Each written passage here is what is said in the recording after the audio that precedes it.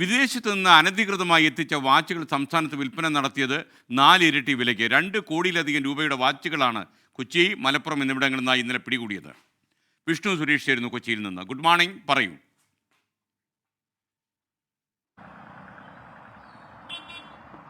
Good morning. ഇന്നലെ മലപ്പുറത്തും കൊച്ചിയിലുമായാണ് കസ്റ്റംസും പോലീസും ചേർന്ന് പരിശോധന നടത്തിയത്. ഈ പരിശോധനയിൽ ഏകദേശം 9,000-ലധികം വരുന്ന വ്യാജ വാച്ചുകൾ കണ്ടെടുത്തു എന്നുള്ളതാണ് ലഭിക്കുന്ന വിവരം. 2 കോടിയിലധികം വില വരുന്ന വാച്ചുകളാണിത്.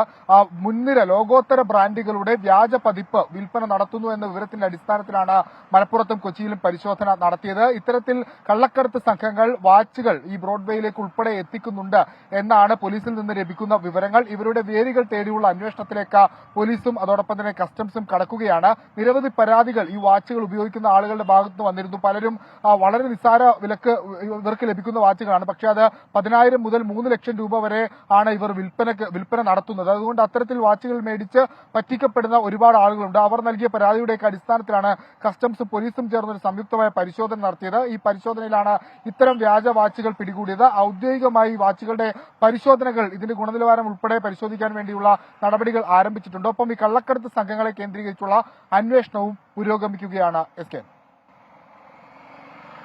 Thank you Vishnu Suresh.